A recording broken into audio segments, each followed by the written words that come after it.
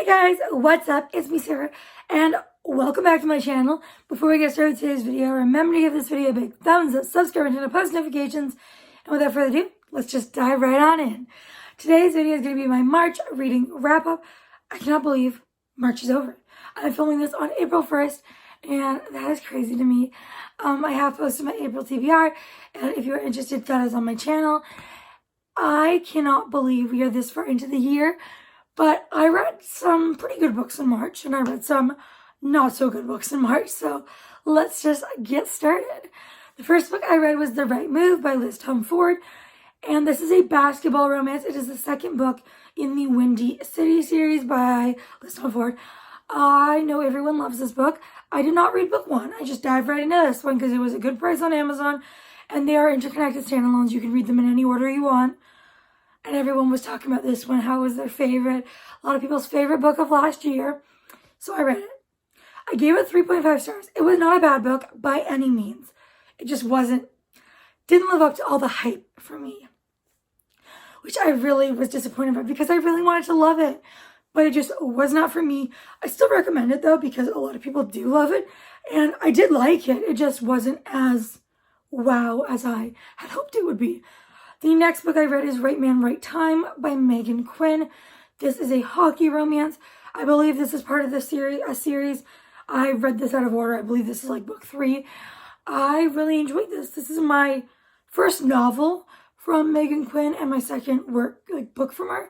I read her holiday short story that was free on Kindle through Amazon Prime. And I like that. It was so short though. It was so hard to give a rating to, but this one was so good. I give it 4.5 stars. And I believe I have a reading vlog where I read this book and the last book I talked about, and the next book I'm going to talk about. And so if you want to see any reading vlogs, you can go to my reading vlogs playlist and go back and watch all my reading vlogs. But this one I gave 4.5 stars. It was gearing up to be a 5-star. The whole book, I'm 5 star, 5 star, 5 star. And then the end. I had to lower my score because the ending was just so... She forgave him so easily, and then it was over. It literally just ended. It wrapped up in one page, and that was it. So yeah, that was a no for me, but I did love the rest of the book, and I do highly recommend this one if you are interested in reading a book by Megan Quinn. I did love this one, and it is a great hockey romance. But unfortunately, the ending just lowered my rating. The next book I read was Shadows of You by Catherine Cowles. And this book, when I tell you this book was amazing, I am not kidding. I adored this book. It is romantic suspense, which is not really a subgenre I know too much about, haven't read too much of it, but I absolutely adored this book. This is part of the Lost and Found series. Again, I read this out of order. Everything so far I read out of order. Hopefully that doesn't bother you, but I read this. This is book 4 or 5. It's the second to last one. It is single mom, small town, that kind of vibe, and it is so, so good. I love this book. It is one of my favorite reads of the year so far. I even posted on Instagram of my top 4 reads of the year as of that point, and it was one of them. So definitely go pick up this book if you have been tempted to read a Catherine Cowles book. And if you want to start at the beginning, definitely go for it. I have not read those books, but I'm sure they are amazing because her writing is top tier. So the next book I read was Whatever After, book 10, which is Sugar and Spice by Sarah Mlynowski. This is a middle grade fantasy series about a brother and sister who have a magic mirror in their basement, and they go through it. And they end up in different fairy tales. And of course, they always mess them up, but they always fix them and then return home. This one I gave 4 stars. It was still good. It was definitely an enjoyable read. They are very short. But this one was my least favorite out of the ones I have read so far. I have read this one and books 1 through 8. Have not read book 9, but I didn't really care about spoilers that much. There aren't really spoilers. But yes, I have loved all the books in this series. But this one, unfortunately, was my least favorite so far. I feel like maybe I'm just kind of outgrowing this series, but I don't know. I did really like this, and I would recommend if you're looking for a good middle grade series. The next book I read was Black Ties and White Lies by Kat Singleton. Oh boy. Everyone loves this book. It was so many people's favorite book of last year. I've heard nothing but great reviews. I gave this book 2 stars. It is my least favorite book I have read this entire year that I have finished. I've DNF'd some books, but out of the ones I finished, it's my least favorite. Oh my god, I hate saying that. This is a billionaire. Now I'm forgetting the other tropes. I think it's ex-boyfriend's brother? Yes, ex-boyfriend's brother. Billionaire. He is her boss. And that sounds so good, but unfortunately this one was just not for me. I don't know if it's the writing, the story. I do know it was the main male character. I absolutely despise him. He is awful. But I'm going to move on before I say some more things and you guys are like, Sarah, you're crazy. Because I know a lot of you guys disagree and I absolutely love that book. For me, it was a pass. I would not recommend at all. The next book I read was Down Too Deep by J. Daniels. I gave this book 5 stars. I adored it. This is a single parents romance. He is a single dad. She is a single mom. She has 2 kids, both age 8. They are twins, a boy and a girl.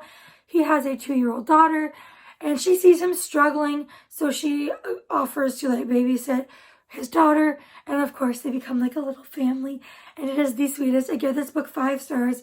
I absolutely adored it. This was my first book by J. Daniels, and I really, really recommend reading her books. The next book I read was King of Pride by Anna Huang, book 2 in the Kings of Sin series. I give this book 4 stars. Unfortunately, this one was my least favorite Anna Huang book. I've read 5 others by her, the entire Twisted series, which is one of my favorite, if not my favorite romance series of all time. I've also read the first book in the Kings of Sin series. All of them were 5 stars. Unfortunately, this one just wasn't it for me. It was 4 stars. Still loved it, just not as good in my opinion as her other books. I still like this one. This one follows Kai and Isabella. Isabella was nothing special to me. She was okay. And Kai was not my type of guy that I like to read about in my romance books. He was good. He was great. It's just not my usual type. He's very quiet and reserved. And I still enjoyed his character. I still enjoyed the book. By no means this is a bad book. I do love Anna Huang's writing. And I do recommend this one and all her books. But this one, unfortunately, was my least favorite that I have read so far. The next book I read was If You Give a Single Dad a Nanny by Anne Einerson. I loved this book so much. I gave it 5 stars. It is a single dad nanny romance. He has a daughter and she agrees to nanny for the daughter because the daughter practically begs her. And of course, he's like, he does not like this woman. He does not want her to nanny for his daughter. But he has no other choice. There's no one else available, so he agrees. And she is their neighbor, and it is just such a cute read. So sweet. It actually came out this month, well, last month, the month I read it. It came out in March, and I absolutely adore this book. Definitely go pick it up if you are interested, and if you love a good single dad nanny romance. The next book I read was Package Deal by Charissa Stastny. I can't pronounce that name. I am so sorry. But this one is a very short read. It is a single mom romance. What I did not know, it is very, very religious and very Christian. So if you do not like books that mention Christianity a lot, maybe this isn't for you. I gave it 2.5. And there wasn't much plot either, but that was okay. But we're just going to move on to the next book I read, which was Sundial by Catriona Ward. This is a horror. It's kind of like psychological, cosmic, mixed together. And I really did enjoy this book. I gave it 3.5 stars. If you see my review on Goodreads, I said I have no idea what happened in this book, but I enjoyed every second of it, which is so true. That pretty much just sums it up. This book was so weird, so disturbing, but I did enjoy it. And the last book I read in March was Book Scavenger by Jennifer Chambliss Burtman. Oh my God. Whereas Jennifer Chambliss Burtman, this is a contemporary middle grade about this girl, and she moves to a new town, like she moves to San Francisco, and she makes a friend, and there's like this whole book scavenger hunt and puzzles and codes and ciphers, and it's just so cool, so interesting. I feel like Mr. Limoncella's Library is definitely has similar vibes, but without the magical aspects. This one's completely in a contemporary setting. But I give this book 5 stars, if I did not say that already. Those are the books I read in the month of March. And so let me know if you have read any of these books, what your thoughts were, or if you plan to read any of these. And if you made it this far, please leave me a heart emoji, any color heart emoji, whatever you're feeling. And before you go, make sure you give this video a big thumbs up, subscribe, and turn on post notifications, and I will see you all next time. Bye, everyone.